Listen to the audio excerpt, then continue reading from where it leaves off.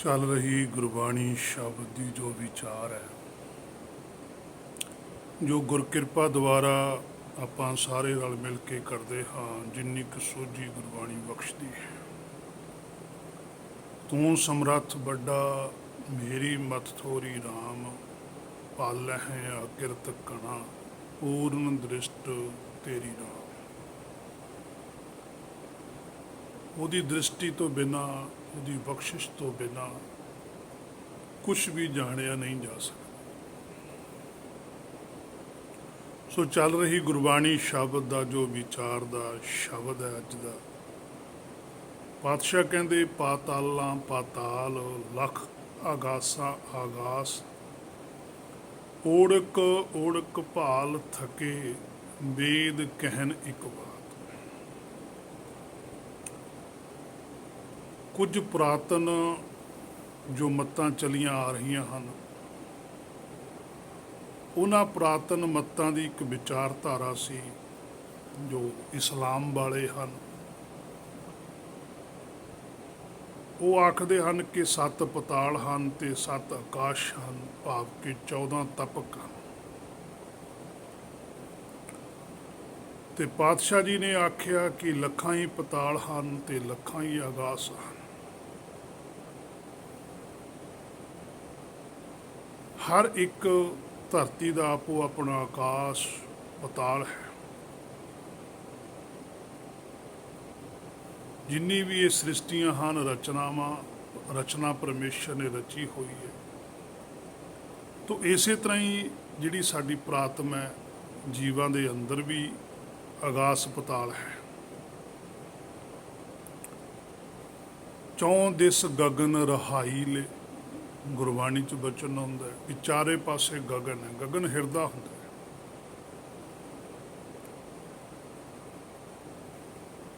ਜਦੋਂ ਸਾਡੀ ਸੁਰਤ ਉੱਚੀ ਉੱਠਦੀ ਹੈ, ਆਗਾਸ ਵੱਲ ਨੂੰ ਜਾਂਦੀ ਹੈ, ਤਾਂ ਉਸੇ ਨੂੰ ਹੀ ਗੁਰਮਤ ਵਿੱਚ ਆਗਾਸ ਆਖਿਆ ਜਾਂਦਾ ਹੈ। ਜਿਵੇਂ ਪਾਤਸ਼ਾਹ ਕਹਿੰਦੇ ਆ, ਸੁਣ ਗੱਲਾਂ ਆਕਾਸ਼ ਕੀ ਕੀਟਾਂ ਆਈ ਰੀਸ। ਬੜੀਆਂ ਉੱਚੀਆਂ ਗੱਲਾਂ ਜੋ ਸਾਡੀ ਪਕੜ ਦੇ ਵਿੱਚ ਨਹੀਂ ਆਉਂਦੀਆਂ, ਪਰ ਅਸੀਂ ਸੁਣ ਕੇ ਕਈ ਵਾਰ ਉਹਨਾਂ ਦੀ ਰੀਸ ਵੀ ਕਰ ਲੈਂਦੇ। ਰੀਸ ਕਰਨੀ ਚੰਗੀ ਗੱਲ ਹੈ, ਇਹ ਨਹੀਂ ਕਿ ਰੀਸ ਕਰਨੀ ਮਾੜੀ ਹੈ, ਪਰ ਰੀਸ ਕਰਕੇ ਕੁਛ ਪ੍ਰਾਪਤ ਹੋਣਾ ਚੰਗੀ ਗੱਲ ਹੈ। ਜੇ ਕੁਛ ਪ੍ਰਾਪਤ ਹੀ ਨਹੀਂ ਹੋਇਆ, ਰੀਸ ਵੀ ਕੀਤੀ ਤੇ ਕੋਲੋਂ ਹੀ ਇਮੈਜਨ ਕਰਕੇ ਗੱਲਾਂ ਬਣਾ ਕੇ ਦੱਸ ਦੇਣੀਆਂ, ਤਾਂ ਉਹਦੇ ਨਾਲ ਸਵੈਮ ਆਪਣੇ ਆਪ ਨੂੰ ਹੀ ਧੋਖਾ ਹੈ। ਅਗਲੇ ਦਾ ਜੀਵਨ ਤਾਂ ਖਰਾਬ ਹੋਣਾ ਹੀ ਹੋਣਾ। ਸੋ ਗੁਰਬਾਣੀ ਨੇ ਇਸ ਤਰ੍ਹਾਂ ਦਾ ਵਿਖਿਆਨ ਨਹੀਂ ਕੀਤਾ। ਜੋ ਪੇਖੈ ਸੋ ਆਂਖੀ, ਜੋ ਵੀ ਸੱਚਖੰਡ ਨੇ ਦਿਖਾਇਆ, ਸੋਝੀ ਕਰਵਾਈ ਹੈ, ਉਹੀ ਕੁਛ ਆਖਿਆ। ਆਪਣੇ ਵੱਲੋਂ ਪਾਤਸ਼ਾਹੀਆਂ ਨੇ ਵਾ ਭਗਤ ਸਾਹਿਬਾਨਾਂ ਨੇ ਕੁਝ ਵੀ ਨਹੀਂ ਆਖਿਆ। ਸੋ ਜਦੋਂ ਸੁਰਤ ਬਹੁਤ ਬਰੀਕ ਹੁੰਦੀ ਜਾਂਦੀ ਹੈ ਤਾਂ ਉਸ ਨੂੰ ਪਤਾਲ ਕਹਿੰਦੇ। ਜਿਵੇਂ ਗੁਰਬਾਣੀ ਕਹਿੰਦੀ ਹੈ, ਪਾਤਾਲ ਪੁਰੀ ਜੈਕਾਰ, ਧੁਨ ਕਵ ਜਨ ਕਲ, ਸੋ ਜਸ ਵਖਾਣਿਆ। ਕਿ ਪੈਤਾਲਪੁਰੀ ਦੇ ਵਿੱਚ ਧੁਨੀ ਹੈ। ਪਤਾਲ ਹੁੰਦਾ ਹਿਰਦਾ, ਪੁਰੀ ਹੁੰਦਾ ਪੂਰਾ। ਪੂਰੇ ਹਿਰਦੇ ਦੇ ਅੰਦਰ ਜੈਕਾਰ ਧੁਨ, ਉਹ ਹੁਕਮ ਗੂੰਜਦਾ। ਹੁਕਮ ਦੀ ਸੋਭਾ ਚੱਲਦੀ ਹੈ, ਹੁਕਮ ਅਨੁਸਾਰ ਸੁਰਤ ਚੱਲ ਰਹੀ ਹੈ।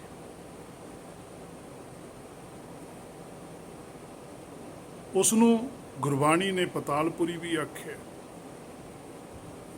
ਪਤਾਲ ਵੀ ਆਖਿਆ, ਬੇਗਮਪੁਰਾ ਵੀ ਆਖਿਆ, ਸੱਚਖੰਡ ਵੀ ਆਖਿਆ। ਉਸੇ ਦੇ ਹੀ ਸਾਰੇ ਨਾਮ ਨੇ, ਸੁਖ ਸਾਗਰ। ਸੋ ਅੰਦਰ ਚਾਰੇ ਪਾਸੇ ਗਗਨ ਹੈ।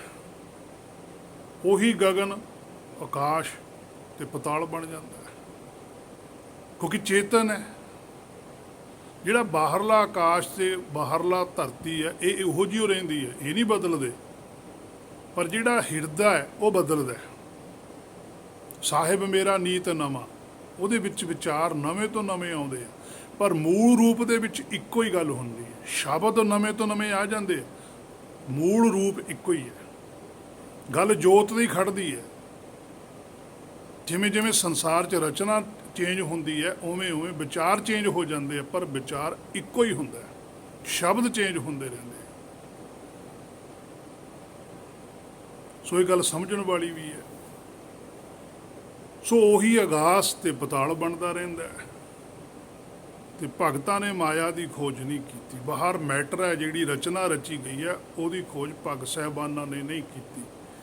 ਪਰ ਭਗਤ ਸਾਹਿਬਾਨ ਸਾਰੀ ਰਚਨਾ ਨੂੰ ਜਾਣਦੇ ਜ਼ਰੂਰ ਨੇ। ਕਿਉਂ ਜਾਣਦੇ ਆ? ਕਿਉਂਕਿ ਤਿੰਨੇ ਲੋਕਾਂ ਦੀ ਸੋਝੀ ਭਗਤ ਸਾਹਿਬਾਨਾਂ ਨੂੰ ਤਾਂ ਹੈ ਕਿਉਂਕਿ ਚੌਥੇ ਲੋਕ 'ਚ ਭਗਤ ਸਾਹਿਬਾਨ ਆਪ ਰਹਿੰਦੇ। ਜਿਵੇਂ ਸ੍ਰੀ ਪਾਤਸ਼ਾਹ ਕਬੀਰ ਸਾਹਿਬ ਕਹਿੰਦੇ ਆ, 52 ਅਛਰ ਲੋਕ ਤ੍ਰੈ ਸਭ ਕਿਛ ਇਹਨੂੰ ਹੁਮਾ ਹੈ।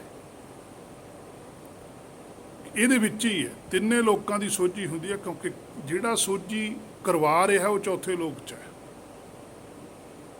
ਹਰ ਦਰਗਾਹ ਕੀਆਂ ਬਾਤਾਂ ਨਾਨਕ ਆਖ ਸੁਣਾਵੇ। ਉਹ ਦਰਗਾਹ 'ਚ ਖੜਾ ਹੈ, ਜੋ ਦਰਗਾਹ 'ਚ ਗੱਲ ਕਹੀ ਜਾਂਦੀ ਹੈ ਉਹ ਬੋਲ ਕੇ ਸੁਣਾ ਦਿੰਦਾ ਹੈ।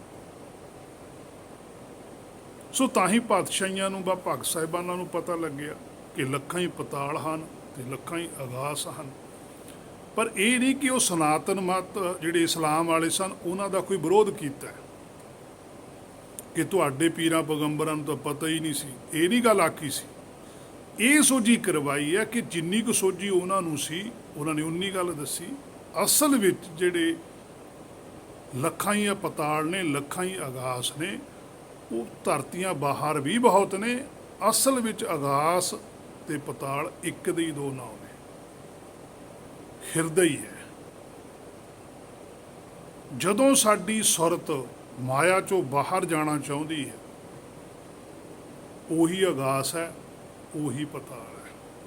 ਤਾਂ ਹੀ ਪਾਤਸ਼ਾਹ ਨੇ ਆਖਿਆ ਨਾ, ਚੌਹਾਂ ਦਿਸ ਗਗਨ ਰਹਾਈ, ਵੀ ਚਾਰੇ ਪਾਸੇ ਗਗਨ ਹੀ ਹੈ, ਸਾਰੇ ਪਾਸੇ ਹੀ ਹਿਰਦਾ ਹੈ। ਭਾਵ ਕਿ ਸਾਰੇ ਪਾਸੇ ਹੀ ਹੁਕਮ ਹੈ। ਗੁਰਮੁਖ ਹਰ ਵੇਲੇ ਹੁਕਮ ਜੁੜਿਆ ਰਹਿੰਦਾ। ਸੋ ਬਹੁਤ ਲੋਕ ਨੇ ਜਿਹੜੇ ਮਾਇਆ ਦੀ ਖੋਜ ਵਿੱਚ ਲੱਗੇ ਹੋਏ ਨੇ। ਸੋ ਬਹੁਤ ਨੇ ਜਿਹੜੇ ਆਤਮ ਖੋਜ ਵਿੱਚ ਲੱਗੇ ਹੋਏ ਨੇ, ਆਤਮ ਚਿੰਤਨ ਕਰਦੇ ਆ। ਤੇ ਜਿਹੜੇ ਮਾਇਆ ਦੀ ਖੋਜ ਵਿੱਚ ਲੱਗੇ ਹੋਏ ਆ, ਪਾਤਸ਼ਾਹ ਕਹਿੰਦੇ ਉਹ ਥੱਕ ਜਾਂਦੇ ਆ। ਇੱਕ ਚੀਜ਼ ਲੱਭ ਕੇ ਖੁਸ਼ ਹੁੰਦੇ ਆ, ਜਦ ਨੂੰ ਕੋਈ ਨਾ ਕੋਈ ਦੂਜੀ ਚੀਜ਼ ਲੱਭ ਜਾਂਦੀ ਹੈ। ਇਹੀ ਥੱਕਣਾ ਹੈ। ਓੜ ਕੋੜ ਘੁਪਾਲ ਥਕੇ, ਉਹ ਥੱਕ ਜਾਂਦੇ।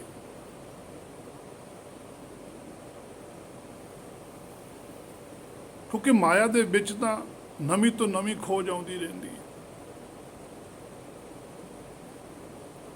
ਵੇਦ ਕਹਿਣ ਇੱਕ ਬਾਤ, ਵੇਦ ਕਿਸੇ ਗ੍ਰੰਥ ਨੂੰ ਨਹੀਂ ਕਹਿੰਦੇ।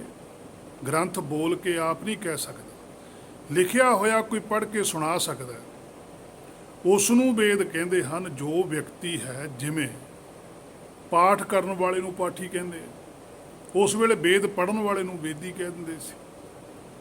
ਵੇਦ ਹੁੰਦਾ ਗਿਆਨ। ਗਿਆਨ ਪੜ੍ਹ ਕੇ ਸੁਣਾਉਣ ਵਾਲੇ ਨੂੰ ਜਾਂ ਗਿਆਨ ਦੇਣ ਵਾਲੇ ਨੂੰ ਗਿਆਨੀ ਕਹਿੰਦੇ। ਇਸੇ ਤਰ੍ਹਾਂ ਹੀ ਪਾਤਸ਼ਾਹ ਨੇ ਓੜ ਕੋੜ ਘਪਾਲ ਥਕੇ ਵੇਦ ਕਹਿਣੇ। ਉਹ ਜਿਹੜੇ ਵੇਦ ਸੀ ਜਿਨ੍ਹਾਂ ਨੇ ਰਚਨਾਵਾਂ ਰਚੀਆਂ ਲਿਖੀਆਂ, ਉਹਨਾਂ ਨੇ ਵੀ ਇੱਕੋ ਹੀ ਗੱਲ ਆਖੀ ਵੀ ਮਾਇਆ ਦਾ ਅੰਤ ਨਹੀਂ ਪਾਇਆ ਜਾ ਸਕਦਾ। ਪਰਮੇਸ਼ਰ ਦਾ ਅੰਤ ਪਾਉਣਾ ਤਾਂ ਇੱਕ ਵੱਖਰੀ ਗੱਲ ਹੈ, ਪਰ ਮਾਇਆ ਦਾ ਹੀ ਅੰਤ ਨਹੀਂ ਪਾਇਆ ਜਾ, ਕਿਉਂਕਿ ਉਹ ਖੋਜ ਹੀ ਮਾਇਆ ਦੀ ਕਰਦੇ। ਤੇ ਜਿਨ੍ਹਾਂ ਨੇ ਆਪਣੇ ਅੰਤਰ ਆਤਮੇ ਚਿੰਤਨ ਕੀਤਾ, ਉਹਨਾਂ ਨੇ ਵੀ ਨੇਤ ਨੇਤ ਹੀ ਆਖਿਆ, ਕਿਉਂਕਿ ਆਪਣੇ ਮੂਲ ਦਾ ਜਿਹੜਾ ਵਿਸ਼ਾਲਤਾ ਉਹ ਵੀ ਕੋਈ ਘੱਟ ਨਹੀਂ ਹੈ। ਦੋਨਾਂ ਦਾ ਹੀ ਪਾਰਾਵਾਰ ਨਹੀਂ ਹੈ। ਮਾਇਆ ਦਾ ਵੀ ਕੋਈ ਪਾਰਾਵਾਰ ਨਹੀਂ ਹੈ ਤੇ ਹੁਕਮ ਦਾ ਕੋਈ ਪਾਰਾਵਾਰ ਨਹੀਂ ਹੈ। ਪਰ ਮਾਇਆ ਜਿਹੜੀ ਉਹ ਹੁਕਮ ਦੇ ਅੰਦਰ ਹੈ। ਮਾਇਆ ਹੁਕਮ ਚੋਂ ਬਾਹਰ ਨਹੀਂ ਜਾ ਸਕਦੀ। ਜਿੰਨੀ ਇਹ ਰਚਨਾ ਹੈ, ਜਿੰਨੀਆਂ ਵੀ ਸ੍ਰਿਸ਼ਟੀਆਂ ਨੇ, ਬ੍ਰਹਿਮੰਡ ਨੇ, ਉਹ ਸਭ ਹੀ ਹੁਕਮ ਦੇ ਅੰਦਰ ਨੇ। ਹੁਕਮ ਫੇਰ ਵੀ ਵਿਸ਼ਾਲ ਹੈ।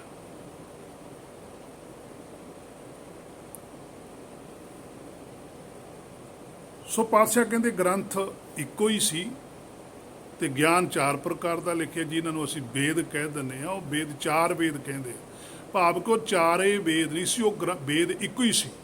ਗਿਆਨ ਇੱਕੋ ਹੀ ਹੈ, ਉਹਦੇ ਹਿੱਸੇ ਚਾਰ ਬਣਾਤੇ, चार तरह का ज्ञान ਉਹ ਚੋਂ ਆਪੋ ਆਪਣੀ ਬੁੱਧ ਮੁਤਾਬਕ ਇਹਨਾਂ ਨੇ ਕਰ ਲਿਆ। ਪਰ ਜਿਹੜਾ ਗੁਰਮੁਖ ਹੁੰਦਾ ਉਹਦੀ ਇੱਕੋ ਹੀ ਬੁੱਧ ਹੁੰਦੀ ਹੈ। ਜਿਵੇਂ 10ਵੇਂ ਪਾਤਸ਼ਾਹ ਕਹਿੰਦੇ ਆਪ ਆਪਣੀ ਬੁੱਧ ਹੈ ਜੇਤੀ ਵਰਨਤ ਭਿੰਨ ਭਿੰਨ ਤੋਹਿ ਦੇਤੀ। ਜਿਹੋ ਜੀ ਆਪੋ ਆਪਣੀ ਬੁੱਧੀ ਸੀ ਉਹਨਾਂ ਨੇ ਉਸ ਤਰ੍ਹਾਂ ਦਾ ਬਣਾ ਲਿਆ। ਪਰ ਜਿਹੜਾ ਗੁਰਮੁਖ ਹੁੰਦਾ ਉਹਦੇ ਕੋਲ ਵਿਵੇਕ ਬੁੱਧ ਹੁੰਦੀ ਹੈ। ਹਾਰ ਪਰਿਓ ਸੁਆਮੀ ਕੇ ਦੁਆਰੇ ਦੀਜੈ ਬੁੱਧ ਵਿਵੇਕ। ਉਹ ਕਹਿੰਦਾ ਵੀ ਤੂੰ ਆਪਣੇ ਵਾਲੀ ਬੁੱਧੀ ਦੇ, ਤੇਰੀ ਵਾਲੀ ਬੁੱਧ ਮੁਤਾਬਕ ਹੀ ਮੈਂ ਇਹਨੂੰ ਅਰਥਾਊਂਗਾ। ਮੈਂ ਆਪਣੀ ਬੁੱਧ ਨਾਲ ਨਹੀਂ ਅਰਥਾ ਸਕਦਾ, ਮੈਂ ਤਾਂ ਕੁਝ ਹੋਰ ਅਰਥ ਬਣਾ ਦੂੰਗਾ ਇਹਦਾ। ਅੱਖਰ ਸਾਡੀ ਬੋਲੀ ਦੇ ਹੈ, ਸ਼ਬਦ ਸਾਡੀ ਬੋਲੀ ਦੇ ਹੈ, ਪਰ ਇਹਨਾਂ ਅੱਖਰਾਂ ਦੇ ਵਿੱਚ ਗੱਲ ਕੋਈ ਹੋਰ ਕੀਤੀ ਹੋਈ ਹੈ। ਅਸੀਂ ਅੱਖਰਾਂ ਦੇ ਹਿਸਾਬ ਨਾਲ ਅਰਥ ਕਰ ਲੈਂਦੇ, ਉਹ ਅੱਖਰ ਫਿਰ ਸਾਡੀ ਧਰਤੀ ਦੇ ਰਹਿ ਜਾਂਦੇ। ਜਿਵੇਂ ਸਾਡੀ ਭਾਸ਼ਾ ਦੇ ਵਿੱਚ ਪਾਣੀ ਕਹਿੰਦੇ ਇੱਕ ਵਸਤੂ ਹੈ, ਤਰਲ ਪਦਾਰਥ ਹੈ, ਉਹਨੂੰ ਪੀਓ ਤੇ ਪਾਣੀ ਦੀ ਪਿਆਸ ਬੁੱਝ ਜਾਂਦੀ ਹੈ, ਜੀਵ ਦੀ ਪਿਆਸ ਬੁੱਝਦੀ ਹੈ। ਪਰ ਗੁਰਬਾਣੀ ਕਹਿੰਦੀ ਪਾਣੀ ਪਿਤਾ ਹੈ। ਹੁਣ ਉੱਥੇ ਫਰਕ ਪੈ ਜਾਣਾ। ਆਮ ਬੰਦਾ ਇਹੀ ਗੱਲ ਕਹਿ ਵੀ ਸਕਦਾ ਵੀ ਜੀ ਪਾਣੀ ਪਿਤਾ, ਕੀ ਆ ਜਿਹੜਾ ਪਾਣੀ ਹੈ ਪਿਤਾ, ਕੀ ਆ ਹਵਾ ਜਿਹੜੀ ਪਵਨ ਹੈ ਇਹ ਗੁਰੂ ਹੈ। ਇਹ ਫਿਰ ਕਿਵੇਂ ਗੁਰੂ ਹੈ? ਫਿਰ ਅਸੀਂ ਕਹਾਂਗੇ ਜੀ ਸੁਬਾਸ ਆਉਂਦਾ ਜਿੰਨਾ ਚਿਰ ਸਾਹ ਆਉਂਦਾ। ਉਹ ਕਹਿੰਦੇ ਵੀ ਠੀਕ ਹੈ, ਜਿੰਨਾ ਚਿਰ ਸਾਹ ਆਉਂਦਾ ਉਹਨਾਂ ਚਿਰ ਗੁਰੂ ਹੈ। ਜਦੋਂ ਸਾਹ ਆਉਣਾ ਬੰਦ ਹੋ ਗਿਆ ਫਿਰ ਆਤਮਾ ਦਾ ਕੌਣ ਹੈ? ਆਤਮਾ ਨੂੰ ਕੀ ਚਾਹੀਦਾ ਫਿਰ? ਸੋ ਇਹ ਸ਼ਬਦ ਜ਼ਰੂਰ ਸਾਡੇ ਨੇ, ਪਰ ਇਹਨਾਂ ਦੇ ਵਿੱਚ ਕੁਛ ਹੈ। ਇਨ ਅੱਖਰਾਂ ਮੈਂ ਕੋਈ ਗੁਰਮੁਖ ਬੁੱਝੈ। ਇਹ ਅੱਖਰਾਂ ਚੋਂ ਕੁਛ ਬੁੱਝਣਾ ਪਊਗਾ। ਇਹ ਬੁਝਾਰਤ ਪਾਈ ਹੋਈ ਹੈ। ਤਾਂ ਸਿਰ ਲੇਖ ਨਾ ਹੋਈ, ਉਹ ਲੇਖੇ ਤੋਂ ਬਾਹਰ ਜਾ ਸਕਦਾ ਹੈ ਜਿਹੜਾ ਇਹਨਾਂ ਅੱਖਰਾਂ ਚੋਂ ਅਸਲੀਅਤ ਲੱਭ ਲੈਂਦਾ ਹੈ। ਜਿਵੇਂ ਦੁੱਧ ਚੋਂ ਜਿਹੜਾ ਮੱਖਣ ਕੱਢ ਲੈਂਦਾ ਹੈ ਉਹੀ ਚੰਗਾ ਗਿਣਿਆ ਜਾਓ। ਫਿਰ ਮੱਖਣ ਦੇ ਵਿੱਚੋਂ ਘਿਓ ਕੋਈ ਕੱਢ ਲਵੇ ਉਹਦੇ ਨਾਲ ਵੀ ਸ੍ਰੇਸ਼ਟ ਗਿਣਿਆ ਜਾਂਦਾ। ਇਹਨਾਂ ਅੱਖਰਾਂ ਦੇ ਵਿੱਚੋਂ ਪਹਿਲਾਂ ਬੁਝਾਰਤ ਬੁੱਝਣੀ ਹੈ, ਉਹ ਬੁਝਾਰਤ ਬੁੱਝੀ ਤੋਂ ਬਾਅਦ ਤੁਰਕੀ ਬਾਣੀ ਪ੍ਰਗਟ ਹੋਣੀ ਹੈ।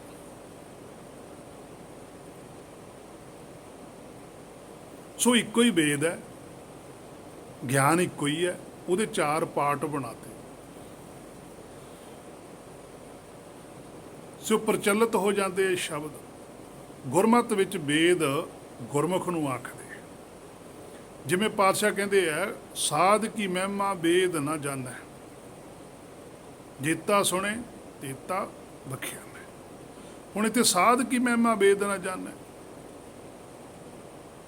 ਚੇਤਨ ਹੀ ਜਾਣ ਸਕਦਾ।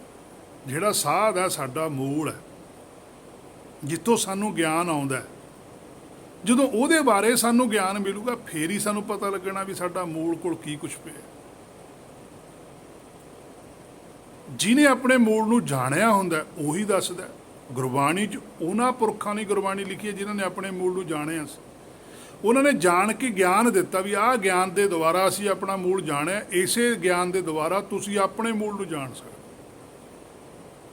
ਫਿਰ ਤੁਹਾਡੀ ਵੀ ਮਹਿਮਾ ਵਿਖਿਆਨ ਨਹੀਂ ਕੀਤੀ ਜਾ ਸਕਦੀ। ਜੇਤਾ ਸੁਣੇ, ਜਿਹੋ ਜਿਹਾ ਕੁਛ ਤੁਸੀਂ ਫਿਰ ਸਾਧ ਕੋਲੋਂ ਸੁਣੋਗੇ, ਆਪਣੇ ਮੂਲ ਕੋਲੋਂ ਸੁਣੋਗੇ, ਤੇਤਾ ਵਿਖਿਆਨ ਉਹੋ ਜਿਹੀ ਵਿਖਿਆਨ ਕਰੋਗੇ। ਉਹਨਾਂ ਨੇ ਸੱਚ ਸੁਣਿਆ, ਸੱਚ ਵਿਖਿਆਨ ਕਰਤਾ। ਹੇ ਮੇਰੇ ਮਨਾਂ ਤੋਂ ਝੂਠ ਸੁਣਦਾ ਤੇ ਝੂਠ ਵਿਖਿਆਨ ਕਰਦਾ। ਸੋ ਚੇਤਨ ਹੀ ਜਾਣ ਸਕਦਾ। ਜਿਵੇਂ ਪਾਤਸ਼ਾਹ ਕਹਿੰਦੇ ਜਾਗਤੇ ਕੋ ਜਾਗਤਾ ਮਿਲੈ। ਗ੍ਰੰਥ ਜੜ ਹੁੰਦਾ, ਗਿਆਨ ਵੀ ਜੜ ਹੁੰਦਾ। ਗਿਆਨ ਲੈਣ ਵਾਲਾ ਚੇਤਨ ਹੈ। ਜਿਹੜੇ ਨੇ ਗਿਆਨ ਲੈਣਾ ਜਾਂ ਗਿਆਨ ਦੇਣਾ ਉਹ ਚੇਤਨ ਹੈ। ਜਿਹੜਾ ਗਿਆਨ ਆ ਉਹ ਜੜ ਹੀ ਹੁੰਦਾ। ਅੱਖਰ ਜੜ ਨੇ, ਅੱਖਰਾਂ ਦੇ ਵਿੱਚ ਜੋ ਗਿਆਨ ਦਿੱਤਾ ਗਿਆ ਉਹ ਚੇਤਨ ਹੈ। ਉਹ ਚੇਤਨ ਦੀ ਉਹ ਖੁਰਾਕ ਹੈ। ਬ੍ਰਹਮ ਗਿਆਨੀ ਕੈ ਭੋਜਨ ਗਿਆਨ।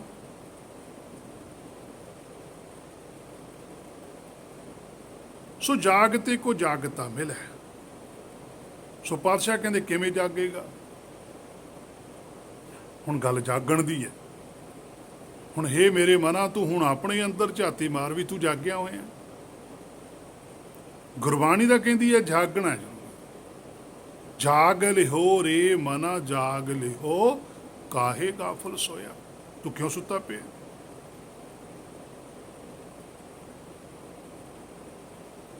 ਸੋ ਵੇਦ ਗਿਆਨਵਾਨ ਨੂੰ ਕਿਹਾ ਜਾਂਦਾ ਹੈ। ਉਸ ਵੇਲੇ ਇਹੀ ਭਾਸ਼ਾ ਚੱਲਦੀ ਸੀ।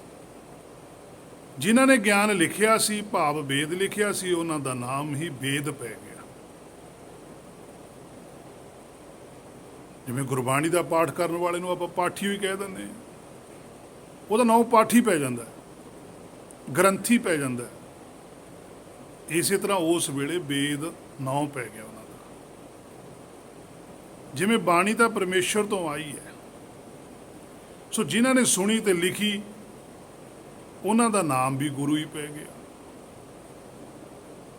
ਉਹਨਾਂ ਨੂੰ ਵੀ ਭਗਤ ਕਹਿਣ ਲੱਗ ਗਏ। ਹੁਣ ਸਾਨੂੰ ਤਾਂ ਉਹੀ ਬੋਲਦੇ ਸੁਣਦੇ ਆ, ਪਰ ਭਾਵੇਂ ਉਹਨਾਂ ਨੇ ਵਾਰ-ਵਾਰ ਕਿਹਾ ਤੇ ਲਿਖਿਆ ਕਿ ਅਸੀਂ ਗੁਰੂ ਨਹੀਂ, ਅਸੀਂ ਦਾਸ ਹਾਂ, ਗੁਰੂ ਪਰਮੇਸ਼ਰ ਹੈ, ਪਰ ਅਸੀਂ ਨਹੀਂ ਸੁਣਿਆ। ਤੇ ਜੇ ਸੁਣਿਆ ਹੀ ਵੀ ਨਹੀਂ ਤੇ ਫਿਰ ਮੰਨਿਆ ਵੀ ਨਹੀਂ। ਸੋ ਇਸੇ ਤਰ੍ਹਾਂ ਹੀ ਇਹ ਗੱਲਾਂ ਪ੍ਰਚਲਿਤ ਹੋ ਜਾਂਦੀਆਂ ਨੇ।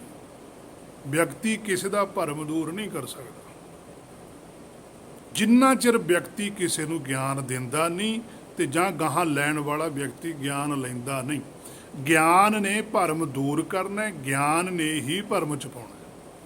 ਇਹ ਵੀ ਗੱਲ ਇੱਕ ਜ਼ਰੂਰੀ ਨੋਟ ਕਰਨ ਵਾਲੀ ਹੈ ਕਿ ਗਿਆਨ ਹੀ ਭਰਮ ਚ ਪਾਉਂਦਾ, ਗਿਆਨ ਹੀ ਭਰਮ ਚ ਕੱਢਦਾ। ਜੇ ਤਾਂ ਗਿਆਨ ਲੈ ਲਿਆ ਮਾਇਆ ਦਾ, ਫਿਰ ਤਾਂ ਉਹਨੇ ਭਰਮ ਚ ਪਾ ਦੇਣਾ, ਤੇ ਜੇ ਗਿਆਨ ਲੈ ਲਿਆ ਬ੍ਰਹਮ ਦਾ, ਫਿਰ ਉਹਨੇ ਭਰਮ ਚੋਂ ਕੱਢ ਦੇਣਾ।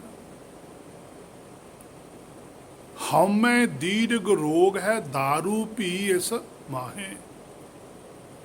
ਰੋਗ ਦੇ ਅੰਦਰ ਹੀ ਦਵਾਈ ਪਈ ਹੈ, ਗਿਆਨ ਉਹੀ ਹੈ।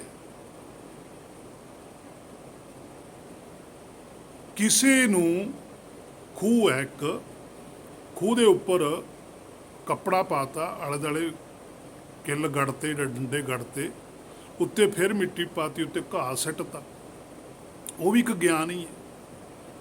ਤੇ ਕਿਸੇ ਬੰਦੇ ਨੂੰ ਲਿਆ ਕੇ ਉਹਦੇ ਤੇ ਖੜਾਤਾ, ਉਹ ਹੁਣ ਉਹਦਾ ਜਦੋਂ ਬੰਦੇ ਦਾ ਵਜਰ ਪੈਣਾ, ਉਹਨੇ ਵਿੱਚ ਡਿੱਗ ਪੈਣਾ।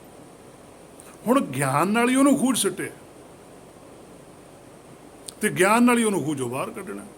ਰੱਸਾ ਸਿੱਟਿਆ ਜਾਂ ਪੌੜੀ ਲਾਈ, ਗਿਆਨ ਤਾਂ ਗਿਆਨ ਹੀ ਆ ਨਾ। ਗਿਆਨ ਨਾਲ ਸਿੱਟਿਆ ਵੀ ਖੂਹ 'ਚ ਤੇ ਗਿਆਨ ਨਾਲ ਕੱਢਿਆ ਵੀ ਖੂਹ 'ਚ। ਇਸੇ ਤਰ੍ਹਾਂ ਹੀ ਗਿਆਨ ਹੈ ਜਿਹੜਾ ਮਾਇਆ ਦਾ, ਉਹ ਭਵ ਸਾਗਰ ਵਿੱਚ ਰੱਖਦਾ। ਜਦੋਂ ਗਿਆਨ ਭਵ ਸਾਗਰ ਚੋਂ ਮਾਇਆ ਤੋਂ ਉਲਟ ਸੁਖ ਸਾਗਰ ਦਾ ਲੈ ਲਿਆ ਤੇ ਉਹ ਸੁਖ ਸਾਗਰ 'ਚ ਨਿਕਲ ਜਾਂਦਾ। ਇਹ ਜੀਵ ਦੀ ਆਪਣੀ ਮਰਜ਼ੀ ਹੈ। ਪਾਏ ਕੁਹਾੜਾ ਮਾਰਿਆ ਗਾ ਫੁੱਲ ਆਪਣੇ ਆਪ। ਇਹਨੇ ਖੁਦ ਹੀ ਮਾਇਆ ਦਾ ਗਿਆਨ ਲੈਤਾ, ਮਾਇਆ ਦੀ ਇੱਛਾ ਠਾਲੀ ਤੇ ਭਵ ਸਾਗਰ 'ਚ ਆ ਗਿਆ। ਹੁਣ ਭਵ ਸਾਗਰ ਦੇ ਵਿੱਚੋਂ ਸੁਖ ਸਾਗਰ ਦੀ ਇੱਛਾ ਠਾਲ ਲਵੇ, ਸੁਖ ਸਾਗਰ ਚਲੇ ਜਾਓ। ਇਹਦੇ ਵਿੱਚ ਡਿੱਕਾ ਕੋਈ ਨਹੀਂ ਹੈ, ਇਹ ਖੁਦ ਆਪ ਹੀ ਆਪਣੇ ਆਪ 'ਚ ਡਿੱਕਾ। ਮਨ ਸਮਝਾਵਣ ਕਾਰਨੇ ਕਛੁਕ ਪੜ੍ਹਿਆ ਗਿਆਨ। ਹੁਣ ਕਿਹਨੂੰ ਪੜ੍ਹਨਾ? ਖੁਦ ਨੂੰ ਹੀ ਪੜ੍ਹਨਾ ਗਿਆਨ। ਨਾ ਤਾਂ ਕਿਸੇ ਨੇ ਪੜ੍ਹਾਉਣਾ, ਨਾ ਕਿਸੇ ਨੇ ਪੜ੍ਹਨਾ, ਖੁਦ ਆਪ ਕਰਨਾ। ਜੇ ਕੋਈ ਸਾਨੂੰ ਪੜ੍ਹਾ ਵੀ ਰਿਹਾ, ਉੱਥੇ ਵੀ ਸਾਡੀ ਮਰਜ਼ੀ ਹੈ, ਅਸੀਂ ਨਾ ਪੜ੍ਹੀਏ, ਅਸੀਂ ਨਾ ਮੰਨੀਏ। ਗੁਰਬਾਣੀ ਸਾਨੂੰ ਬਾਰ-ਬਾਰ ਸਮਝਾਉਂਦੀ ਹੋਈ ਹੈ, ਹੇ ਮੇਰੇ ਮਨਾ ਤੇਰੀ ਮਰਜ਼ੀ ਹੈ। ਸੋ ਕੋਈ ਵਿਅਕਤੀ ਹੈ ਜਿਹੜਾ ਉਹ ਕਿਸੇ ਦਾ ਭਰਮ ਦੂਰ ਨਹੀਂ ਕਰ ਸਕਦਾ।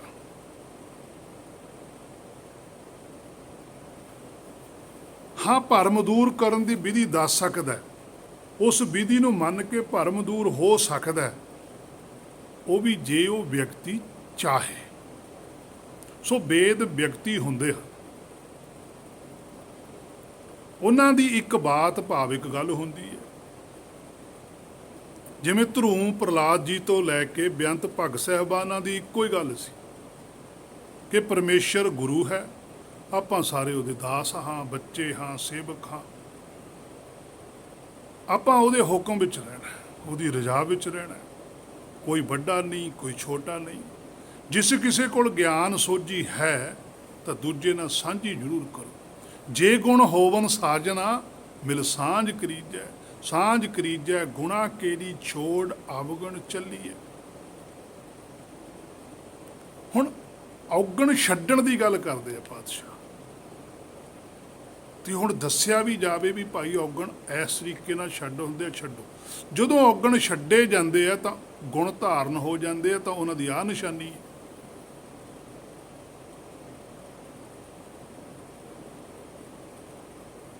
ਸੋ ਚੰਗੀ ਸੋਝੀ ਪ੍ਰਾਪਤ ਕਰਨੀ ਇਹ ਜ਼ਰੂਰੀ ਹੈ, ਗਲਤ ਸੋਝੀ ਦਾ ਤਿਆਗ ਕਰਨਾ ਜ਼ਰੂਰੀ ਹੈ। ਇਹੀ ਇੱਕ ਬਾਤ ਹੈ ਕਿ ਏਕ ਪਿਤਾ ਏਕਸ ਕੇ ਹਮ ਬਾਰਕ ਤੂੰ ਮੇਰਾ ਗੁਰਾਇ।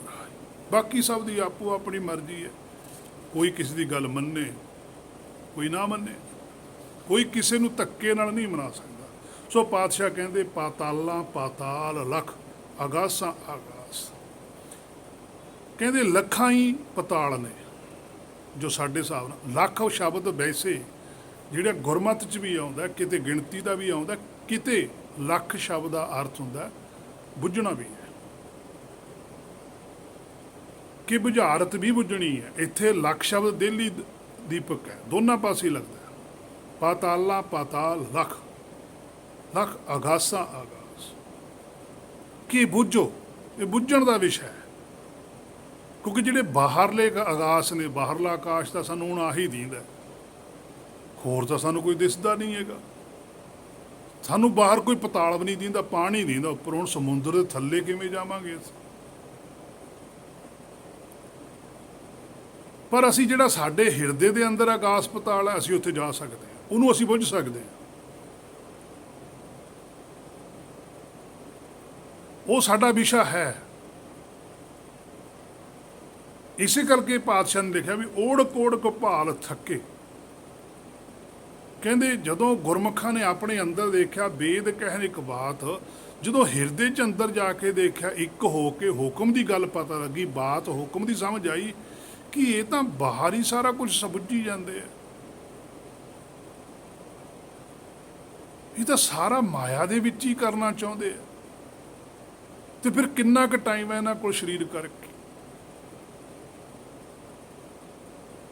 ਤੇ ਸਰੀਰ ਦਾ ਟਾਈਮ ਪੂਰਾ ਹੋ ਜਾਣਾ, ਇਹਨਾਂ ਨੇ ਚਲੇ ਜਾਣਾ। ਫਿਰ ਇਹਨਾਂ ਦੀ ਕੀਤੀ ਹੋਈ ਖੋਜ ਹੈ ਜਿਹੜੀ ਮਾਇਆ ਦੀ, ਉਹ ਤਾਂ ਅਧੂਰੀ ਰਹਿ ਜਾਣੀ ਹੈ। ਫਿਰ ਜਿਹੜਾ ਕੰਮ ਅਸਲ ਵਿੱਚ ਕਰਨ ਆਏ ਨੇ ਉਹ ਤਾਂ ਕੰਮ ਹੀ ਰਹਿ ਗਿਆ। ਆਪਣਾ ਕੰਮ ਤਾਂ ਕੀਤਾ ਹੀ ਨਾ, ਕਿਸੇ ਲਈ ਕੰਮ ਕਰਕੇ ਚਲੇ ਗਏ। ਸਵਾਰਨਾ ਤਾਂ ਖੁਦ ਆਪਣੇ ਆਪ ਨੂੰ ਸੀ। ਇਹ ਵੀ ਭਾਵੇਂ ਪਰਮੇਸ਼ਰ ਦੀ ਖੇਡ ਚੱਲਦੀ ਹੈ, ਜਿਹੜੀ ਮਾਇਆ ਦੀ ਖੋਜ ਵੀ ਕਰਦੇ ਆ, ਇਹ ਵੀ ਪਰਮੇਸ਼ਰ ਹੀ ਕਰਵਾ ਰਿਹਾ। ਭਾਣਾ ਉਹਦਾ ਹੀ ਵਰਤ ਰਿਹਾ, ਪਰ ਭਾਣਾ ਵਰਤ ਉਹਦਾ ਰਿਹਾ, ਇੱਛਾ ਸਾਡੀ ਹੈ। ਸਾਡੀ ਆਪਣੀ ਵੀ ਇੱਛਾ ਹੁੰਦੀ, ਜਿਹੋ ਜੀ ਸਾਡੀ ਇੱਛਾ, ਹੁਕਮ ਉਸੇ ਤਰ੍ਹਾਂ ਹੀ ਵਰਤਣ ਲੱਗ ਜਾਂਦਾ। ਤਾਂ ਹੀ ਪਾਤਸ਼ਾਹ ਨੇ ਲਿਖਿਆ ਨਾ, ਜਾਗਤੇ ਕੋ ਜਾਗਤਾ ਮਿਲੇ। ਜੇ ਸਾਡੇ ਅੰਦਰ ਜਾਗਣ ਦੀ ਇੱਛਾ ਹੋਊਗੀ, ਸਾਨੂੰ ਜਾਗਣ ਵਾਲੇ ਮਿਲ ਜਾਣਗੇ। ਜੇ ਸਾਡੇ ਅੰਦਰ ਇੱਛਾ ਹੀ ਸੁੱਤੇ ਰਹਿਣ ਦੇ, ਸਾਨੂੰ ਸੁੱਤੇ ਪਏ ਮਿਲਣਗੇ। ਇਹ ਗੱਲ ਥੋੜ੍ਹੀ ਜਿਹੀ ਮੁਸ਼ਕਲ ਸਮਝ ਆਉਂਦੀ ਹੈ ਵੀ ਨਾਲੇ ਤਾਂ ਕਹਿੰਦੇ ਵੀ ਪਰਮੇਸ਼ਰ ਦਾ ਹੀ ਭਾਣਾ ਹੈ ਤੇ ਨਾਲੇ ਜੀਵ ਦਾ ਵੀ ਭਾਣਾ ਹੈ। ਇਹ ਗੱਲ ਹਜਮ ਵੀ ਨਹੀਂ ਹੁੰਦੀ, ਕਿਉਂਕਿ ਅਸੀਂ ਇਸ ਵਿਸ਼ੇ ਨੂੰ ਕਦੇ ਵਿਚਾਰਿਆ ਜਾਂ ਖੋਜਿਆ ਨਹੀਂ। ਜਿਵੇਂ ਪਾਤਸ਼ਾਹ ਕਹਿੰਦੇ ਆ, ਗੁਰਬਾਣੀ 'ਚ ਕਹਿੰਦੇ ਆ, ਸੋ ਸਿੱਖ ਸਖਾ ਬੰਦ ਪਹਿ ਭਾਈ, ਜੇ ਗੁਰ ਕੇ ਭਾਣੇ ਵਿੱਚ ਆਵੇ, ਆਪਣੇ ਭਾਣੇ ਜੋ ਚੱਲੇ ਭਾਈ, ਵਿਛੜ ਚੋਟਾਂ ਖਾਵੇ। ਫਿਰ ਆਹ ਕੀ ਗੱਲ ਹੈ? ਆਪਣਾ ਭਾਣਾ ਕੀ ਹੈ? ਜਿਹੜੀ ਸਾਡੀ ਇੱਛਾ ਹੈ। ਅਸੀਂ ਇੱਛਾ ਨਹੀਂ ਕਰਦੇ, ਸਾਡੇ ਅੰਦਰ ਉਹ ਇੱਛਾ ਨਹੀਂ ਉੱਠਦੀ ਵੀ ਜੇ ਐਂ ਹੋ ਜਾਵੇ, ਜੇ ਐਂ ਹੋ ਜਾਂਦਾ ਫਿਰ ਰੱਬਾ ਤੈਨੂੰ ਕੀ ਫਰਕ ਪੈਣਾ ਸੀ। ਅਸੀਂ ਬੇਨਤੀਆਂ ਨਹੀਂ ਕਰਦੇ, ਅਸੀਂ ਅਰਦਾਸਾਂ ਨਹੀਂ ਕਰਦੇ ਕਿ ਸਾਨੂੰ ਆਹ ਦੇ। ਇਹਦਾ ਮਤਲਬ ਜਿਹੜਾ ਦੇਣ ਵਾਲਾ ਹੈ ਉਹਦੇ ਹੱਥ 'ਚ ਨਹੀਂ ਹੈ, ਸਾਡੇ ਹੱਥ 'ਚ ਹੈ। ਫਿਰ ਵੀ ਸਾਨੂੰ ਆਹ ਦੇ, ਸਾਡੀ ਇੱਛਾ ਹੈ। ਤੇ ਜਦੋਂ ਅਸੀਂ ਬੋਲੀ ਬੋਲਦੇ ਹਾਂ, ਉਦੋਂ ਅਸੀਂ ਕਹਿੰਦੇ ਵੀ ਪਰਮੇਸ਼ਰ ਦੇ ਹੱਥ 'ਚ ਹੈ ਜੀ, ਉਹ ਕੁਛ ਵੀ ਚਾਹੇ ਕਿਸੇ ਨੂੰ ਦਵੇ ਚਾਹੇ ਨਾ ਦਵੇ। ਫਿਰ ਇੱਛਾ ਵੀ ਸਾਡੇ ਅੰਦਰ ਉੱਠਦੀ ਹੈ। ਅਸੀਂ ਆਪਣੀ ਇੱਛਾ ਹੈ ਜਿਹੜੀ, ਉਹਨੂੰ ਬਦਲਦੇ ਨਹੀਂ। ਸਾਨੂੰ ਲੋੜ ਹੈ ਮਾਇਆ ਦੀ, ਸਾਨੂੰ ਸੰਸਾਰੀ ਪਦਾਰਥਾਂ ਦੀ ਲੋੜ ਹੈ। ਇਹਦੀ ਇੱਛਾ ਕਰਨ ਦੀ ਲੋੜ ਨਹੀਂ, ਇਹਦੇ ਲਈ ਉਦਮ ਕਰਨਾ ਚਾਹੀਦਾ। ਉਦਮ ਕਰੋ, ਉਦਮ ਨਾਲ ਚੀਜ਼ ਮਿਲਦੀ ਹੈ। ਉਹ ਪਰਮੇਸ਼ਰ ਦਾ ਬਿਰਦ ਉਹ ਸਭ ਨੂੰ ਦਿੰਦਾ ਹੈ। ਕੀੜੀ ਤੋਂ ਲੈ ਕੇ ਹਾਥੀ ਤੱਕ ਸਭ ਨੂੰ ਕੁਛ ਨਾ ਕੁਛ ਮਿਲ ਰਿਹਾ। ਉਹ ਉਦਮ ਕਰਦੇ ਆ, ਕੀੜੀ ਉਦਮ ਕਰਦੀ ਹੈ, ਜਾਂਦੀ ਹੈ। ਨਹੀਂ ਤਾਂ ਕੀੜੀ ਵੀ ਕਹੇ ਮੈਂ ਹੁਣ ਕਿੱਥੇ ਜਾਂਦੀ ਫਿਰੂਗੀ, ਇੱਥੇ ਹੀ ਦੇ। ਉਹ ਕਹਿੰਦੀ ਨਹੀਂ, ਫਲਾਣੇ ਥਾਂ ਤੇ ਜਾਣਾ। ਉਦਮ ਸਾਨੂੰ ਕਰਨਾ ਪੈਣਾ ਹੈ। ਵਸਤੂ ਹੈ ਤੇ ਜਿਹੜਾ ਅਸਲੀ ਵਸਤੂ ਨਾਮ ਹੈ ਉਹ ਸਾਡੇ ਕੋਲ ਹੈ। ਉਹਨੂੰ ਸਾਨੂੰ ਉਦਮ ਨਹੀਂ ਕਰਨਾ ਪੈਣਾ, ਉਹਦੇ ਲਈ ਸਾਨੂੰ ਮੰਨਣਾ ਪੈਣਾ ਕਿ ਸਾਡੇ ਕੋਲ ਹੈ। ਉਹਨੂੰ ਅਸੀਂ ਲੱਭਦੇ ਫਿਰਦੇ ਹਾਂ, ਨਾਮ ਦੀ ਅਸੀਂ ਖੋਜ ਕਰਦੇ ਹਾਂ, ਨਾਮ ਲਈ ਅਸੀਂ ਬਾਹਰ ਭੱਜਦੇ ਫਿਰਦੇ ਹਾਂ, ਜਦ ਕਿ ਨਾਮ ਇਹਦੇ ਹਿਰਦੇ 'ਚ ਹੈ। ਨੌ ਨਿਧ ਅੰਮ੍ਰਿਤ ਪ੍ਰਭ ਕਾ ਨਾਮ ਦੇਹੀ ਮੈਂ ਇਸ ਕਾ ਵਿਸ਼ਰਾਮ ਹੈ। ਉਹ ਦੇਹੀ 'ਚ ਵਿਸ਼ਰਾਮ ਹੈ, ਆਹ ਹਿਰਦੇ 'ਚ, ਇਹ ਸਰੀਰ 'ਚ ਨਹੀਂ, ਜਿਹੜਾ ਬਾਹਰਲਾ ਸਰੀਰ ਹੈ। ਤਾਂ ਹੀ ਤਾਂ ਇਹ ਬਾਹਰਲੇ ਸਰੀਰ ਨੂੰ ਹੀ ਕਿਰਿਆਵਾਂ ਲਾਗੇ ਕਰਨ, ਵੀ ਸਵਾਸ ਖਿੱਚ ਲਿਆ, ਸਵਾਸ ਛੱਡਤਾ ਜੀ। ਉਹ ਤਾਂ ਜਿਹੜਾ ਸਵਾਸ ਤੁਸੀਂ ਖਿੱਚਿਆ ਉਹ ਤਾਂ ਢਿੱਡ 'ਚ ਗਿਆ, ਤੇ ਜਿਹੜਾ ਉੱਪਰ ਨੂੰ ਚੱਕਿਆ ਉਹ ਦਿਮਾਗ 'ਤੇ ਲਿਆ ਕੇ ਖੜਾ ਲਿਆ, ਤਰਕੁਟੀ 'ਚ ਇੱਥੇ ਖੜਾਤਾ ਲਿਆ ਕੇ। ਉਹ ਤਾਂ ਸਰੀਰ ਦੀ ਕਿਰਿਆ ਹੋ ਰਹੀ ਹੈ। ਲਗਾਤਾਰ ਕਰਨ ਦੇ ਨਾਲ ਉਹ ਸਰੀਰ ਥੱਕ ਜਾਂਦਾ, ਸਰੀਰ ਸੁੰਨ ਹੋ ਜਾਂਦਾ। ਇੰਨੇ ਨੂੰ ਉਹ ਸਮਝ ਲੈਂਦੇ ਵੀ ਧਿਆਨ ਲੱਗ ਗਿਆ, ਜਦ ਕਿ ਧਿਆਨ ਦਾ ਵਿਸ਼ਾ ਤਾਂ ਚੇਤਨ ਦਾ। ਜਿਹੜਾ ਸਾਹ ਲੈ ਰਿਹਾ ਉਹਨੇ ਧਿਆਨ ਲਾਉਣਾ। ਧਿਆਨ ਤਾਂ ਉਹਦਾ ਭਟਕਿਆ ਹੈ ਜਿਹੜਾ ਹਿਰਦੇ 'ਚ ਬੈਠਾ ਧਿਆਨ ਲਾ, ਜਿਹੜਾ ਸਾਡਾ ਮੂਲ ਹੈ, ਉਹਦਾ ਧਿਆਨ ਬਾਹਰ ਹੈ। ਉਹਨੂੰ ਆਖਿਆ ਹੈ ਵੀ ਤੂੰ ਆਪਣੇ 'ਚ ਧਿਆਨ ਰੱਖ। ਮਨ ਤੂੰ ਜੋਤ ਸਰੂਪ ਹੈ, ਆਪਣਾ ਮੂਲ ਪਛਾਣ, ਵੀ ਆਪਣੇ ਆਪ ਨੂੰ ਪਛਾਣ ਤੂੰ, ਵੀ ਤੂੰ ਕੌਣ ਹੈ। ਅਸੀਂ ਆਪਣੇ ਮੂਲ ਨੂੰ ਪਛਾਣਨ ਦੀ ਬਜਾਏ ਕਿਸੇ ਹੋਰ ਨੂੰ ਪਛਾਣਨ ਦੇ ਚੱਕਰ 'ਚ, ਉਹ ਗੱਲ ਪਾਤਸ਼ਾਹ ਕਹਿੰਦੇ ਓੜ ਕੋੜ ਕਪਾਲ ਥੱਕੇ। ਕਹਿੰਦੇ ਇਹ ਤਾਂ ਬਾਹਰ ਥੱਕੇ ਪਏ ਨੇ, ਇਹ ਤਾਂ ਬੜਾ ਕੁਛ ਕਰਦੇ। ਜੋਗੀ ਬੜੀਆਂ ਸਮਾਧੀਆਂ ਲਾਉਂਦੇ ਸੀ, ਪੰਡਤ ਬੜੇ ਮੰਤਰ ਜਾਪ ਕਰਦਾ ਸੀ, ਇਸਲਾਮ ਵਾਲੇ ਬਹੁਤ ਕੁਛ ਐਸਾ ਕਰਦੇ ਆ। ਉਹਨਾਂ 'ਚੋਂ ਚੌਥੀ ਕੈਟਾਗਰੀ ਗੁਰਮੁਖਾਂ ਦੀ ਆਈ ਸੀ। ਗੁਰਮੁਖਾਂ ਨੇ ਆ ਕੇ ਆਖਿਆ ਵੀ ਇਹ ਕੰਮ ਨਹੀਂ ਕਰਨੇ। ਭੱਗ ਸਾਹਿਬਾਨਾਂ ਨੇ ਆਖਿਆ, ਪਾਤਸ਼ਾਹੀਆਂ ਨੇ ਆਖਿਆ। ਅੱਜ ਭੱਗ ਸਾਹਿਬਾਨਾਂ ਦੇ ਉਹਨੇ ਆਈ, ਵਾਹ, ਪਾਤਸ਼ਾਹੀਆਂ ਦੇ ਉਹਨੇ ਆਈ, ਸਾਰੇ ਹੀ ਉਹੀ ਕੰਮ ਫੇਰ ਕਰਨ ਲੱਗ ਗਏ। ਜਿਹੜੇ ਕੰਮਾਂ ਤੋਂ ਪਾਤਸ਼ਾਹੀਆਂ ਬਾ ਭੱਗ ਸਾਹਿਬਾਨਾਂ ਨੇ ਰੋਕਿਆ ਸੀ, ਅੱਜ ਸਿੱਖ ਮੱਤ ਵਾਲੇ ਵੀ ਉਹੀ ਕਰਦੇ। ਫਿਰ ਰਿਜ਼ਲਟ ਕੋਈ ਨਹੀਂ, ਫਿਰ ਰੌਲਾ ਪਾਉਂਦੇ ਆ ਵੀ ਸਿੱਖੀ ਖਤਮ ਹੋ ਗਈ। ਉਹ ਭਰਾਵੋ, ਸਿੱਖੀ ਖਤਮ ਨਹੀਂ ਹੋਈ, ਤੁਸੀਂ ਆਪ ਖਤਮ ਹੁੰਦੇ ਜਾ ਰਹੇ। ਸਿੱਖੀ ਕਿਵੇਂ ਖਤਮ ਹੋ ਜੂਗੀ? ਹੁਕਮ ਕਿਤੇ ਖਤਮ ਹੁੰਦਾ? ਸਿੱਖੀ ਕੀ ਹੈ? ਹੁਕਮ ਹੈ। ਹੁਕਮ ਹੀ ਸਭ ਨੂੰ ਸਿੱਖਿਆ ਦੇ ਰਿਹਾ। ਸਿੱਖੀ ਸਿੱਖਿਆ, ਸ਼ਬਦ ਵਿਚਾਰ, ਸਿੱਖੀ ਤਾਂ ਅੱਜ ਵੀ ਹੈਗੀ ਹੈ। ਸਿੱਖੀ ਖਤਮ ਨਹੀਂ ਹੁੰਦੀ। ਹੇ ਮੇਰੇ ਮਨਾ, ਤੂੰ ਖੁਦ ਖਤਮ ਹੁੰਦਾ ਜਾ ਰਿਹਾ, ਤੇਰਾ ਸਮਾਂ ਲੰਘਦਾ ਜਾ ਰਿਹਾ। ਬਿਰਥੀ ਸਾਕਤ ਕੀ ਆਰਜਾ, ਤੇਰੀ ਆਰਜਾ ਵਿਅਰਥ ਜਾ ਰਹੀ ਹੈ, ਕਿਉਂਕਿ ਤੂੰ ਸਾਕਤ ਹੈ। ਬਣਨਾ ਤਾਂ ਤੂੰ ਸੰਤ ਹੈ, ਤੂੰ ਸੰਤ ਬਣਨ ਦੀ ਬਜਾਏ ਸਾਕਤ ਬਣ ਗਿਆ। ਪਾਤਸ਼ਾਹ ਉਹਨਾਂ ਦੀ ਗੱਲ ਕਰਦੇ ਆ, ਕਹਿੰਦੇ ਓੜ ਕੋੜ ਕਪਾਲ ਥੱਕੇ। ਕਹਿੰਦੇ ਅਸੀਂ ਦੇਖ ਲਿਆ ਇਹਨਾਂ ਨੂੰ ਸਾਰਿਆਂ ਨੂੰ ਘੁੰਮ ਫਿਰ ਕੇ। ਗੁਰੂ ਨਾਨਕ ਸਾਹਿਬ ਸਭ ਤੋਂ ਵੱਧ ਇਸ ਧਰਤੀ ਦੇ ਉੱਪਰ ਫਿਰੇ, ਔਰ ਵੱਡੇ ਵੱਡੇ ਧਰਮ ਦੇ ਆਗੂ ਜਿਹੜੇ ਸੰਸਾਰੀ ਸੀ ਉਹਨਾਂ ਨੂੰ ਜਾ ਕੇ ਮਿਲੇ। ਉਹਨਾਂ ਨੂੰ ਆਖਿਆ ਵੀ ਤੁਸੀਂ ਗੱਲਾਂ ਧਰਮ ਦੀਆਂ ਕਰਦੇ ਹੋ, ਅੰਦਰ ਕੁਛ ਵੀ ਨਹੀਂ ਹੈ। ਥੱਕ ਕੇ ਪਾਤਸ਼ਾਹ ਕਹਿੰਦੇ ਵੀ ਇਹਨਾਂ ਕੋਲ ਸੱਚਾਈ ਨਹੀਂ ਹੈ। ਵੇਦ ਕਹਿਣ ਇੱਕ ਬਾਤ, ਫਿਰ ਪਾਤਸ਼ਾਹ ਆਪਣੇ ਵੱਲੋਂ ਇੱਕ ਬਾਤ ਕਹਿੰਦੇ, ਗੁਰਾਂ ਇੱਕ ਦੇਹ ਬੁਝਾਈ, ਸਭਨਾ ਜੀਆਂ ਕਾ ਇੱਕ ਦਾਤਾ, ਸੋ ਮੈਂ ਵਿਸਰ ਨਾ ਜਾਈ। ਕਹਿੰਦੇ ਮੈਨੂੰ ਉਹ ਬੁਝਾਰਤ ਬੁੱਝੀ ਗਈ, ਮੈਂ ਬੁੱਝ ਲਈ ਕਿ ਉਹ ਤਾਂ ਇੱਕ ਹੈ। ਇੱਕ ਹੋਣਾ ਹੀ ਸਾਡਾ ਟਾਰਗੇਟ ਹੈ। ਇੱਕ ਹੋਏ ਤਾਂ ਉਗਵੇ। ਬਾਤ ਫੇਰ ਆਉਂਦੀ ਹੈ, ਪਹਿਲਾਂ ਇੱਕ ਹੋਣਾ ਤਾਂ ਲਿਖਿਆ। ਵੇਦ ਕਹਿਣ ਇੱਕ, ਗਿਆਨੀ ਕਹਿੰਦੇ ਪਹਿਲਾਂ ਇੱਕ ਹੋ। ਇੱਕ ਹੋਏ ਤੋਂ ਬਾਅਦ ਬਾਤ ਸਮਝ ਆਉਂਦੀ ਹੈ। ਆਪਾਂ ਵੀ ਆਮ ਕਹਿ ਦਿੰਦੇ ਵੀ ਤੇਰਾ ਧਿਆਨ ਕਿੱਥੇ ਹੈ, ਤੂੰ ਧਿਆਨ ਇੱਧਰ ਦੇ, ਤਾਂ ਤੈਨੂੰ ਗੱਲ ਦੀ ਸਮਝ ਆਉਣੀ ਹੈ। ਜਦੋਂ ਸਾਡਾ ਮੜ ਜਾ ਕੇ ਧਿਆਨ ਅੱਗੇ ਪਿੱਛੇ ਹੁੰਦਾ, ਉਦੋਂ ਉਨੀ ਗੱਲ ਸਾਡੀ ਨਹੀਂ ਸਮਝ ਆਉਂਦੀ। ਇਸੇ ਤਰ੍ਹਾਂ ਆਤਮਾ ਪ੍ਰਾਤਮਾ ਇੱਕੋ ਕਰੈ, ਜਦੋਂ ਇੱਕ ਹੋ ਜਾਂਦੀਆਂ ਨੇ, ਫਿਰ ਅੰਦਰੋਂ ਬਾਤ ਪੈਦਾ ਹੁੰਦੀ ਹੈ, ਫਿਰ ਹੁਕਮ ਪੈਦਾ ਹੁੰਦਾ, ਫਿਰ ਸ਼ਬਦ ਗੁਰੂ ਪ੍ਰਗਟ ਹੁੰਦਾ, ਫਿਰ ਧੁਰ ਕੀ ਬਾਣੀ ਆਈ। ਉਹ ਲਗਾਤਾਰ ਹੀ ਆਉਂਦੀ ਰਹਿੰਦੀ ਹੈ। ਤਿਨੀ ਸਗਲੀ ਚਿੰਤ ਮਿਟਾਈ, ਉਹ ਚਿੰਤਾ ਮਿਟਾਉਂਦੀ ਹੈ। ਗੁਰਬਾਣੀ ਸਿਰਫ ਇੱਕ ਕਰਦੀ ਹੈ, ਇੱਕ ਹੋਣ ਤੋਂ ਬਾਅਦ ਉੱਗਦਾ, ਉੱਗੇ ਤੋਂ ਬਾਅਦ ਬਾਣੀ ਪ੍ਰਗਟ ਹੁੰਦੀ ਹੈ। ਇਹੀ ਸਾਡਾ ਮੇਨ ਟਾਰਗੇਟ ਹੈ। हे मेरे ਮਨਾ ਜੇ ਤੂੰ ਇਸ ਨਿਸ਼ਾਨੇ ਤੇ ਪਹੁੰਚ ਗਿਆ ਤਾਂ ਸਮਝ ਲੈ ਭਵ ਸਾਗਰ ਤੋਂ ਪਾਰ ਹੈ। ਨਹੀਂ ਤਾਂ ਫਿਰ ਇਸ ਭਵ ਸਾਗਰ ਵਿੱਚ ਹੈ ਗਈਆਂ, ਮਰਜ਼ੀ ਤੇਰੀ ਹੁਣ ਆਪਣੀ ਹੈ। ਜੇ ਤੂੰ ਗੁਰਬਾਣੀ ਤੇ ਭਰੋਸਾ ਕਰਕੇ ਗੁਰਬਾਣੀ ਦੇ ਇੱਕ ਇੱਕ ਬਚਨ ਨੂੰ ਮੰਨੀ ਚੱਲੇਗਾ, ਲਾਗੂ ਕਰੀ ਚੱਲੇਗਾ ਤਾਂ ਇੱਕ ਹੋ ਜਾਏਗਾ। ਜਿੱਦਣ ਇੱਕ ਹੋ ਗਿਆ ਤੇ ਬਾਕੀ ਫਿਰ ਸ਼ਬਦ ਗੁਰੂ ਆਪ ਹੀ ਪ੍ਰਗਟ ਹੋ ਜਾਣਾ। ਤੇ ਸ਼ਬਦ ਗੁਰੂ ਜਿੱਦਣ ਪ੍ਰਗਟ ਹੋ ਗਿਆ ਤੂੰ ਸੱਚਖੰਡ ਵਿੱਚ ਹੈ ਤੇ ਸਦਾ ਲਈ ਜੀਵਨ ਸ਼ੁੱਧ, ਆਪਣਾ ਮੂਲ ਸ੍ਰੇਸ਼ਟ ਸ਼ੁੱਧ ਬਣ ਕੇ ਆਪਣੇ ਨਿੱਜ ਆਸਣ ਦੇ ਉੱਪਰ ਸੁਭਾਇਮਾਨ ਹੋਵੇਗਾ। ਇੱਥੋਂ ਤੱਕ ਇਹ ਅੱਜ ਦੀ ਵਿਚਾਰ ਸੀ ਜੋ ਗੁਰਕਿਰਪਾ ਦੁਆਰਾ ਕੀਤੀ ਗਈ ਹੈ। ਅਗਲੀ ਵਿਚਾਰ ਗੁਰ ਨੇ ਜੇ ਚਾਹਿਆ ਤਾਂ ਫਿਰ ਕੀਤੀ ਜਾਵੇਗੀ। ਹੋਈਆਂ ਭੁੱਲਾਂ ਦੀ ਖਿਮਾ। ਵਾਹਿਗੁਰੂ ਜੀ ਕਾ ਖਾਲਸਾ, ਵਾਹਿਗੁਰੂ ਜੀ ਕੀ ਫਤਿਹ।